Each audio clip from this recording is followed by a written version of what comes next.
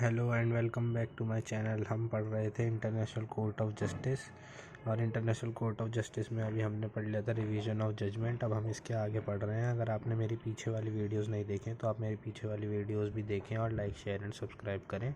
तो आइए स्टार्ट करते हैं। हम आर्टिकल 39 पे थे। तो आर्टिकल 39 बताता है कि फ्रेंच और इंग्लिश जो है ICJ की ऑफिशियल लैंग्वेज है इंटरनेशनल कोर्ट ऑफ जस्टिस की। और आर्टिकल 40 हमें बताता है कि अगर मान लीजिए कोई केस होता है तो उस केस कोई इन्फॉर्मेशन सब पार्टीज़ को कैसे प्रोवाइड की जाएगी।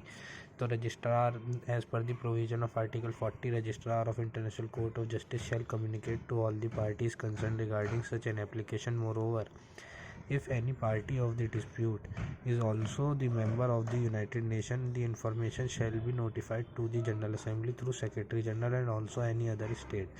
तो registrar of the international court of justice होगा, वो कम्युनिकेट करेगा इन्फॉर्मेशन की, और पार्टीज़ को वो इन्फॉर्मेशन कम्युनिकेट करेगा। और अगर कोई और भी पार्टी है जो कि यूनाइटेड नेशन की मेंबर है तो वो उस पार्टी को भी नोटिफाइड करेगा और जनरल असेंबली के द्वारा उसे नोटिफाइड किया जाएगा, और सेक्रेटरी जनरल के द्वारा जनरल असेंबली के उसे पहुंचाई जाएगी एप्लीकेशन, और सेक्रेटरी जनरल के थ्रू उसे बताया जाएगा।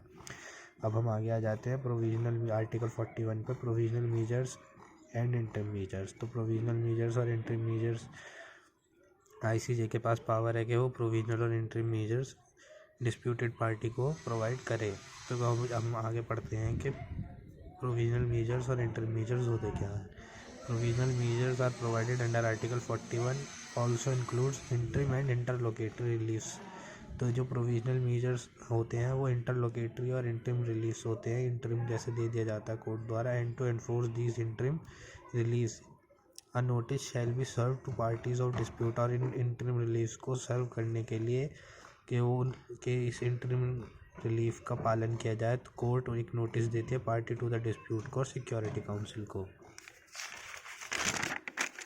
अब हम आगे आ जाते हैं। अगर मान लीजिए कोई पार्टी उस इंटरिम रिलीफ को नहीं मानती है तो क्या करा जाता है। तो in case any party to whom the direction is made by ICJ and who is bound to comply with the judgment as per the provision of Article 94 of United Nations Charter fails to perform his obligation, then the other party of the dispute to go to Security Council, and Security Council can compel such party with the help of measures specified in the statute of ICJ 33 and 41 and 42 of statute of ICJ। तो इसमें बताया गया है कि अगर कोई भी party को डायरेक्शन दी जाती है और उस पार्टी को कंप्लाई करना होता है उस डायरेक्शन से, उस जजमेंट से, जो कि हमें 94 आर्टिकल में दिया गया यूनाइटेड नेशन का, और अगर वो उस डायरेक्शन को फेल करता है, उस ऑब्लिगेशन को फेल करता है, तो वो फिर अदर पार्टी जो होगी वो सिक्योरिटी काउंसिल में जाएगी, और सिक्योरिटी काउंसिल फिर उन्हें कंपेल कर सकता है कि वो उस डायरेक्शन को फॉलो करें,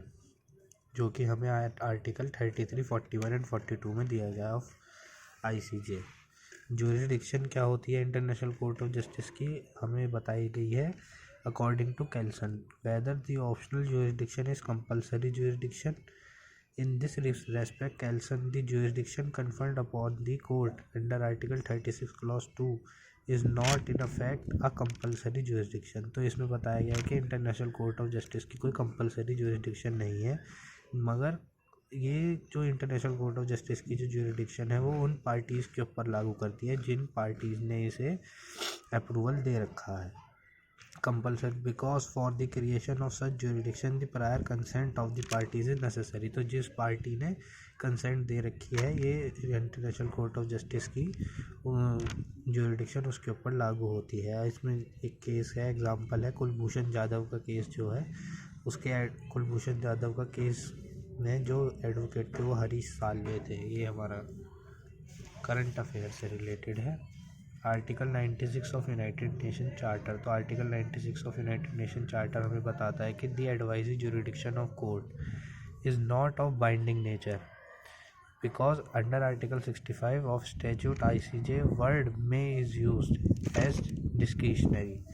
तो इसमें हमें बताया गया है कि जो ICJ की ज्यूरिडिक्शन है वो एडवाइजरी ज्यूरिडिक्शन है, वो बाइंडिंग नेचर की ज्यूरिडिक्शन नहीं है। जिन पार्टीज़ ने उसे कंसेंट दे रखी है ये उन्हीं पार्टीज़ के ऊपर लागू होती है। Article 65 of ICJ is governed bye charter of united nation of article 96।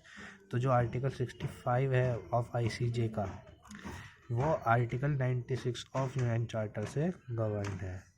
Authorised bye general assembly.